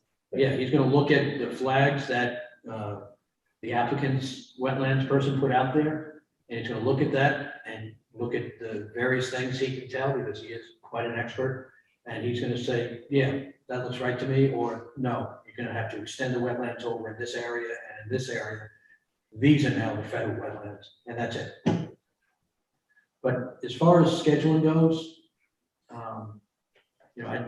like I said, I deal with a lot of different boards, and they have different experiences, right? And are used to doing things, all at once, because that's how they have been.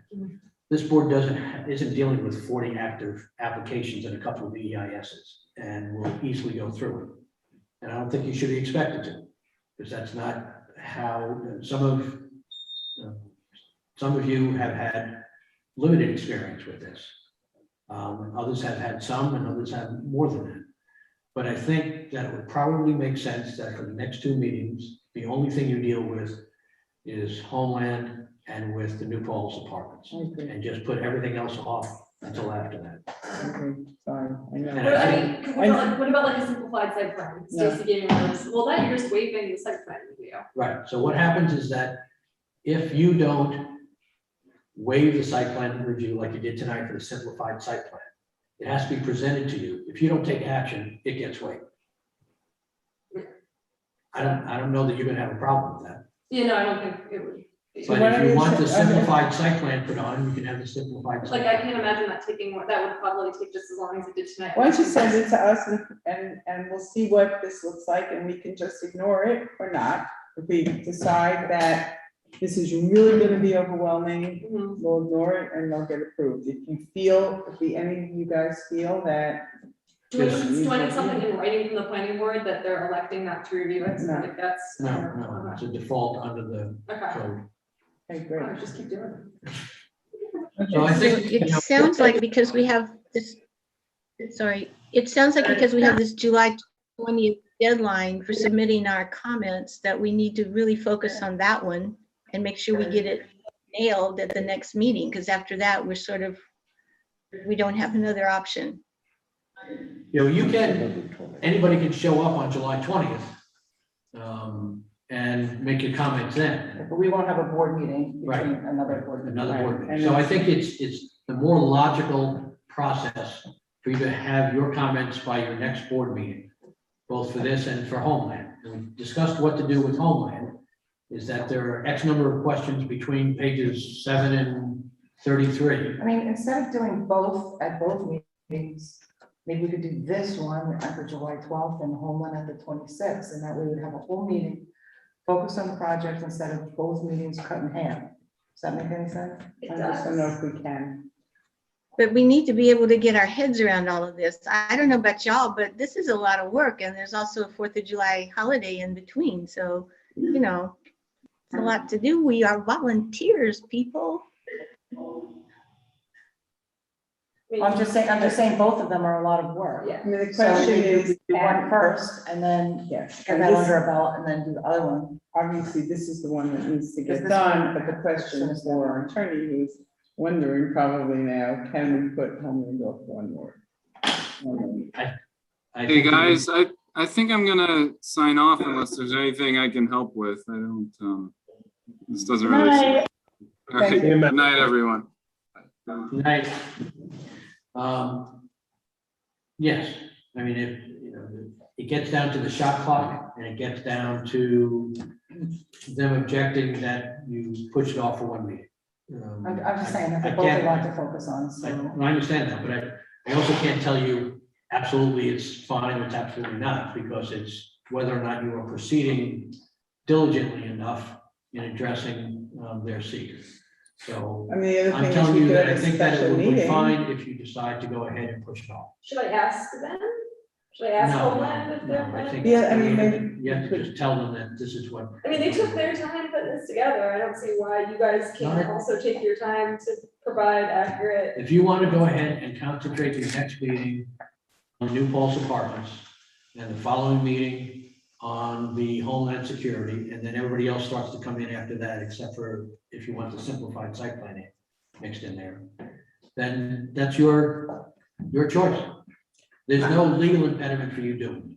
Well, Rick, let me ask you a question. Does the village planning board give any more weight to town planning board comments than if we just go to the public hearing and make a personal comment? I can't tell you that because they're all individuals. And in the same way, if somebody asked you that, you know, theoretically, they're no different. But I think as a matter of fact, certainly comments that the planning board as an involved agency says you need for purposes of deciding your access and subdivision, that should come from the planning board because they have to do that. If they just hear an individual comment, that's not a That's a mandatory. personal comment. So I think the better way to do it is to have the planning board collectively address this.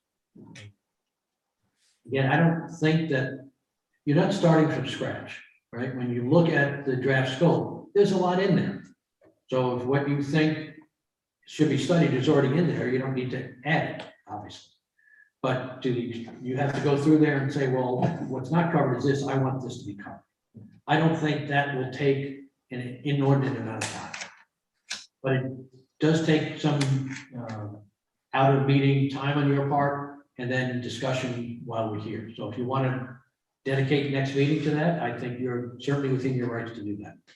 And then the meeting after that would be Homeland, and then you start everybody else in the queue after that. Unless we want to have a special meeting on the 17th for, Is that what they're saying? or whatever, the meeting if the date, if it's not. The following Monday, the Monday and Tuesday. So we have the meeting on the 12th, and there is the 19th.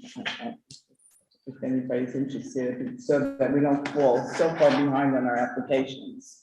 Can we get the room? Well, I have another standing meeting that Monday, the 19th, every month. Yeah, I'd have to As ask. do I represent the town of Kingston Planning Board. Okay, on that. so let's skip it. Okay, we can't do it. Okay, So non-controversial project on Route 28. okay. All right, so I think that for the next meeting, we'll just have this project. And falls apart. So if everybody could focus their efforts and if somebody could alert Jane and Matt to go ahead and Yeah. concentrate. Next meeting will just be the New Paltz Apartments, annexation seeker. And anything that you want to add to the draft scope that's already been set.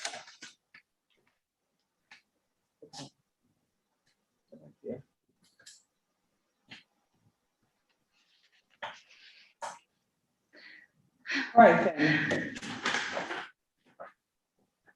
Mike, you want to say anything, or we're good? No, I'm all set. I appreciate the time and the commitment to it. It is a lengthy document, but eventually we'll get through. So, Well, do we? I want to, can I clear up something with respect to that? Is that, as Mike said, it's a detailed document. Mike submitted an adequate draft scope a while back. It was I who said that I thought that it was not detailed enough, which then meant that you would have to try to provide those details. So I asked Mike to go ahead and provide a more detailed draft scope, and I gave him some examples of ones that I had worked on for other projects. And Mike took that to heart, and he went ahead and made it much more detailed. So part of that is because of me, but I did it on your benefit so that you didn't have to try to fill in a lot of the gaps. Thank you. This might have is one- much more detailed than the original one that was sent. I might. Certainly. You want to, yeah, I have a bunch of copies that Bill has, so I can bring a bunch over to the town. Okay, and how many pages is that, for 200 and something pages? No. I think it's 40. Oh, you're Yeah, 40, about oh, I 40. think we have that. Yeah, no, yeah, we forwarded that. I I think think it's Rick forwarded it and I forwarded it at one point.